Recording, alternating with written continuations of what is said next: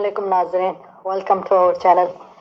تو جیسے کہ آپ دیکھتے ہیں ہم ابھی ویک یہ جو ویکلی سیشن ہم کا لے کے آ رہے ہیں انٹرویو، تو اسی لیے ہم ایک اور بہت ہی دلچسپ ٹاپک لے کے آئے ہیں۔ ٹاپک یہ ہے کہ جو لوگ قرآنی تعلیم چھوڑ کر جو دنیاوی تعلیم میں چلے جاتے ہیں، تو اسی ٹاپک کو دیکھتے ہوئے پپو بھائی آ جائیں ہیں تو ہمیں اس ٹاپک میں بتائیں گے۔ السلام علیکم پپو بھائی۔ وعلیکم السلام، آپ کا بہت شکریہ۔ آپ نے ٹاپک چنا کہ ہم قرآنی تعلیم چھوڑ کر کے، ہمارے پاس قرآن جیسی نعمت ہے، ہم اس کو چھوڑ کر کے دنیاوی یورپ کے نصاب کے اوپر ہم پڑھا رہے ہیں، تو اس سے ہمارے معاشرے میں کیا اثر پڑتا ہے؟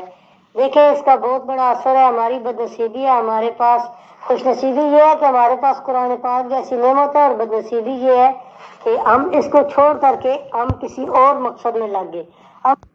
قرآن جیسی زندگی اپنے گھروں میں رکھ کر یورپ سے آیا نصاب پڑھا رہے ہیں۔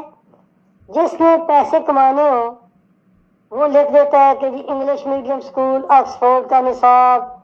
دنیا اپنے بچوں کو اس سکول میں داخل کروانے کے لیے بھاگ رہی ہوتی ہے۔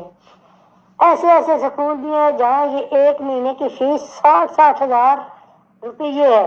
وہاں لوگوں کے بچے ویٹنگ لسٹ میں کھڑے ہوتے ہیں، اگر آپ نے دیکھا ہو۔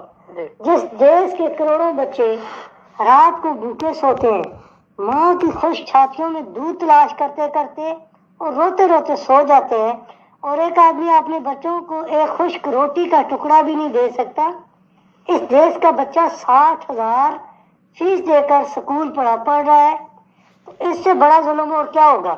اس کی وجہ کیا ہے؟ ہم نے قرآن پاک کو چھوڑ دیا ہوا ہے۔ میں یہ نہیں کہتا کہ دنیا یا ہمارا مقصد یہ نہیں ہے کہ ہم دنیا کی تعلیم نہ دیں اپنے بچوں کو، نہیں، دنیا کی تعلیم لازم ہے، لیکن پہلے مسلمان تو بنایا جائے۔ پہلے ہمارے جو آنے والی نسل ہے اس کو ایک انسان بنائے، اس کو ایک مسلمان بنائے۔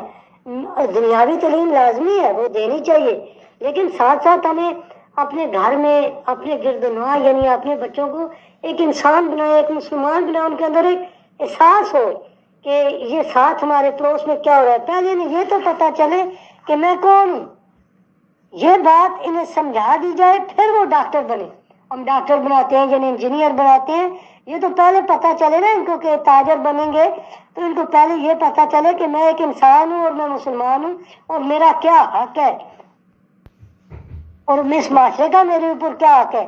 لیکن پہلے مسلمان ہم بنا ہی نہیں پاتے اپنے بچوں کو، اور اگر ہم مر بھی جائیں ہمارے لیے ان کا کوئی فائدہ تو آئے گا نا، اگر یہ مسلمان اچھے مسلمان ہوئے، اگر ہم نے انہیں قرآن پاک سکھا دیا، ہم نے اگر انہیں کوئی دین کی تعلیم دی ہوئی، ہم مر گئے تو یہ ہمارے لیے پیچھے دعا بھی کریں گے اور ہمیں یاد بھی کریں گے۔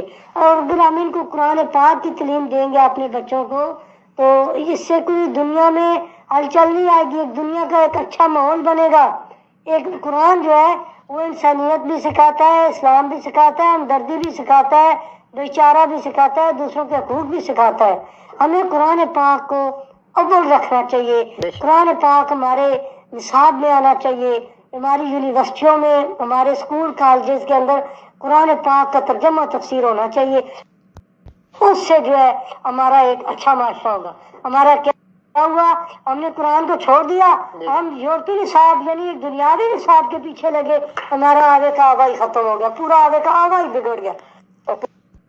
بھائی اگر میں بیک جاؤں تھوڑا کہ ہمارا جو ٹائم تھا بہت ہی اس میں تو بہت ہی اچھا ٹائم گزرا ہوا ہے، تو اس میں تو بہت ہی عظیم ٹائم تھا، ہمیں بہت سے اسکول میں بھی سکھایا جاتا تھا، قرآن مجید کی دی جاتی تھی، اس طرح کے پڑھایا جاتا تھا۔ اب تو وہ چیز ختم ہو گیا، اب کیا کہتے ہیں اس میں؟ پہلے دور میں ہمارا ایک بہت اچھا ٹائم گزرا ہوا ہے۔ ہم نے دنیا پہ حکومت کی ہوئی ہے، 500 سے 700 سال ہم نے دنیا پہ حکومت کی ہے۔ ہم نے ہماری ٹوٹل جو ہماری ہسٹری ہے 1450 سال ہم نے پوری دنیا پہ حکومت کی، ہم نے اپنے اسلام کو پھیلایا اخلاق سے، کردار سے۔ ہم دنیا میں پھیلے، جب صحابہ تبع تابعین دنیا میں نکلے تو انہوں نے اپنے اخلاق سے، کردار سے، انہوں نے اپنی گفت و شنید سے، لین دین سے لوگوں کو متاثر کیا۔ اب ہمارا کیا ہوا؟ اب ہم اصل راستے سے ہٹ گئے، ہم نقل کی طرف چلے۔ تو ہم جب نقل کی طرف گئے تو نہ نقل ہاتھ آئی نہ اصل ہاتھ آئی۔ جب پلٹ کے دیکھا تو پیچھے بھی سارا کھانا خراب ہوگا، آگے بھی تباہی ہوگی. تو ہمارا جو ہے ایک معاشرہ جو ہے وہ ایک تذبذب کا شکار ہے، سمجھ نہیں آ رہی.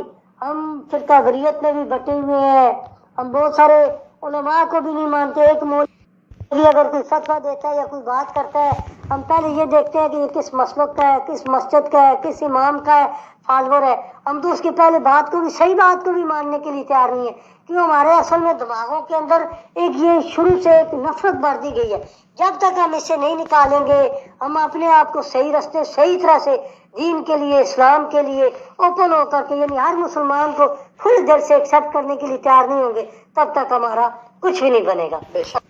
ہمارا ہم تو اس سے زیادہ تذبذب کا شکار ہوں گے. اوکے جی پپو بھائی، تھینک یو سو مچ، آپ آئے ہمارے پروگرام میں، بہت ہی اچھا لگا. ناظرین امید کرتا ہوں آپ کو بھی انٹرویو اچھا لگا، اور شیئر کریں ویڈیو کو. Thank you so much for watching, اور سبسکرائب کرنا نہ بھولیں.